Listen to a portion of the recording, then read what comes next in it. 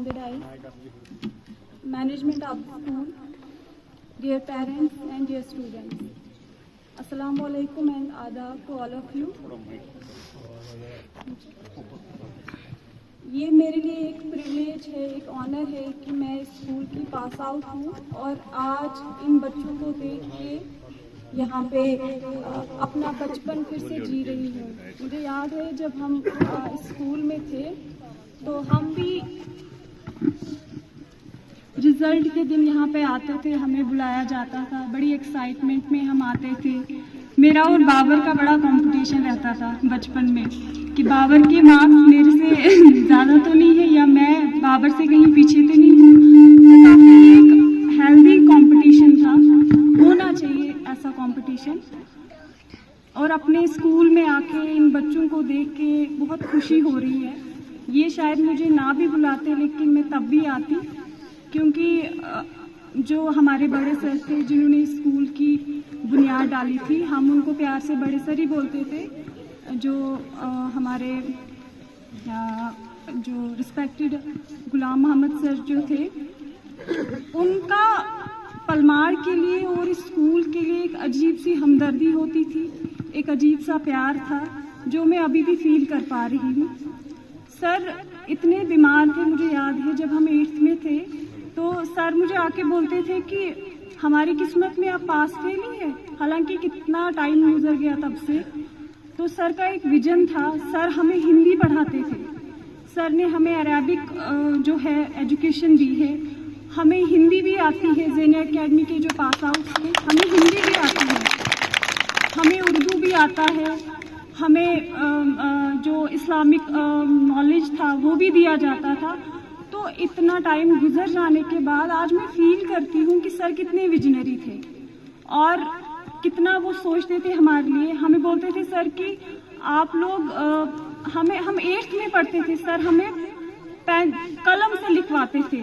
वो किस लिए कि हमारा हैंड जो है वो बहुत अच्छा है, हैंड राइटिंग हमारी। और मुझे लगता है ज़ेनिया एकेडमी के जितने भी पास आउट थे तब के, हम तख्ती लिखते थे, हम कलम से स्याही से लिखते थे।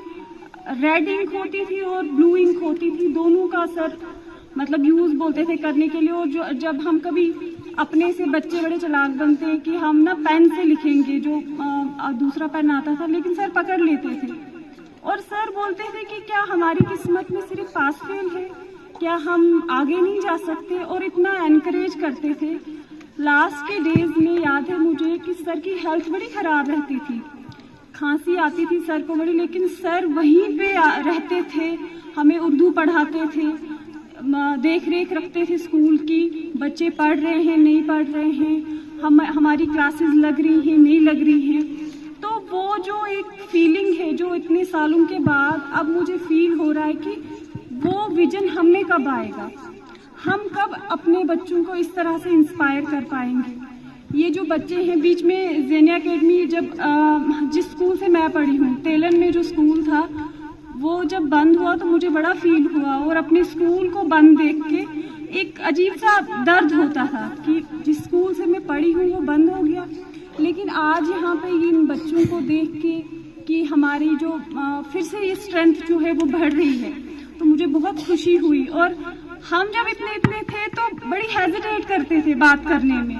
मुझे याद है हमें नात वात पढ़ने के लिए बुलाते थे आगे, तो मेरी तो शिवरिंग होती थी बड़ी ज़्यादा। अब तो शायद क्लास में पढ़ा के अब हिम्मत आ गई है। मैं क्या ही बोलूँ आप लोगों को, आप सब मुझसे बड़े हैं, मैं आप सब लोगों से सीखना चाहती हूँ। हमारे काशनाथ सर हैं, इन्होंने मुझे पढ़ाया है, तनवीर सर हैं, संदीप सर हैं, अल्ताफ सर हैं, मैं आप सब लोगों की शुक्रगुजार हूँ। आज मुझे मौका मिला तो मैं ये कहना चाहती हूँ इस स्टेज से कि मैंने अपनी प्राइमरी एजुकेशन ज़ेनिया एकेडमी से ली और मैं बड़ी प्राउडली इस चीज़ को फ्लॉन्ट करती हूँ कि यूनिवर्सिटी लेवल तक जाके भी कभी मुझे फील नहीं हुआ कि मैं गाँव के स्कूल से पढ़ी हूँ। मुझे कभी ये इंफीरियरिटी कॉम्प्लेक्स नहीं आया कि ये बच्चे मुझसे ज़्यादा एक्सेल हैं और मैं कहीं कुछ कम हूँ। तो बड़े प्राउडली मैं अभी भी बोलती हूँ कि मैं ज़ेनिया एकेडमी से पढ़ी हूँ और इस स्कूल को फलता फूलता देख के मुझे बहुत खुशी हो रही है। मैं बयान नहीं कर सकती, I can't express in words. और अपने टीचर्स को मैं हमेशा याद रखती हूँ और मैं बहुत शुक्रगुजार हूँ अपने टीचर्स की। अपने ये जो छोटे मोटे हमारे जो नन्हे मुन्ने बच्चे हैं, इनको मैं यही मैसेज दूंगी कि आप जो हैं अपनी पढ़ाई पे ध्यान दें। इनकी जो पेरेंट्स हैं, बच्चा जो है बहुत कम स्कूल में रहता है, जैसे कि शौकत साहब ने बोला था कि हम क्रिटिसाइज करने में बहुत आगे हैं कि भाई अब स्कूल ऐसा है, अब स्कूल वैसा है, अब ये नहीं करते, वो नहीं करते। देखो, परफेक्शन कहीं नहीं होती है, लेकिन हम अपने बच्चों की कमियां ज़्यादा जानते हैं। एज अ पेरेंट आप घरों में उनको कितना टाइम देते हैं? मोबाइल फ़ोन कम से कम यूज़ कराएं इन बच्चों का। ये बच्चे इनोसेंट हैं, ये मासूम हैं, ये कोरा कागज़ है। जो आप इनको सिखाओगे ये वो सीखेंगे। आप शाम को बैठेंगे, गड़े हैं सानन के हम घरों में जाके इधर उधर की बातें करते हैं तो बच्चे भी सीखते हैं, लेकिन आज तो बातें ही नहीं होती है। आज हर कोई मोबाइल फ़ोन पे लगा हुआ है, तो बच्चे क्या देखेंगे? अगर आप मोबाइल फ़ोन देख रहे हो तो बच्चा भी देखेगा। तो मोबाइल फ़ोन देखना, इसके फायदे भी हैं और नुकसानात भी हैं। वो मोबाइल फ़ोन पे क्या देख रहे हैं ये वॉच आपको रखना है, क्योंकि इंटरनेट है, इंटरनेट पे बहुत सारी चीज़ें हैं, गलत भी सही भी। तो हमें ये देखना है कि हम अपने बच्चों का अच्छे से गाइडेंस कर रहे हैं कि नहीं कर रहे हैं, क्या वो सही चीज़ सीख रहे हैं कि नहीं सीख रहे हैं। और ये ज़्यादा रिस्पॉन्सिबिलिटी पेरेंट्स की है। जो 6 घंटे बच्चा स्कूल में रहता है, लेकिन मैक्सिमम टाइम वो अपने पेरेंट्स के साथ गुजारता है, तो टीचर तो है ही रिस्पॉन्सिबल, वो तो है ही रोल मॉडल उसका अपने स्टूडेंट का।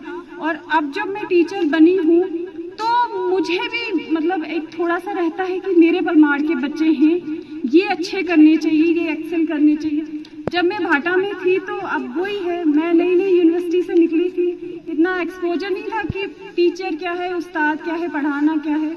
लेकिन कहीं ना कहीं मुझे जो चीज़ फील होती थी, जैसे इश्तियाक सर ने बोला कि हमारी जो कम्युनिटी के बच्चे हैं, थोड़ा सा इनमें ये है कि भाई थोड़ा सा मुझे लगता है कि हमें मॉरल वैल्यूज़ कम हो रही है। मैं अपने उस्तादों से अभी भी मिलती हूँ, मुझे हेजिटेशन होती है। जैसे मेरे उस्ताद हैं, मैं इनको अभी भी सर बोलूँगी, अभी भी मैं यहाँ पे बात कर रही हूँ तो मुझे अंदर से कहीं ना कहीं हेजिटेशन है। मेरा उस्ताद बैठा है, क्या मैं सही बोलूँगी, नहीं बोलूँगी, कोई गलती नहीं करूँगी, गलती तो नहीं कर रही हूँ कोई। ये चीज़ें आज की जनरेशन में मिसिंग है। और ये जो नन्हे मुन्ने बच्चे हैं जो जिनको हम अभी सिखा सकते हैं, जो हम सिखाएंगे वो ये सीखेंगे। तो हमें इनको ज़्यादा से ज़्यादा अच्छा सिखाना है, ज़्यादा से ज़्यादा मॉरल वैल्यूज़ देनी है, अपना कल्चर इनमें इनकलकेट करना है, अच्छी बातें सिखानी है, स्कूल पे भी और घर पे भी। इससे ज़्यादा मैं क्या ही बोलूँ।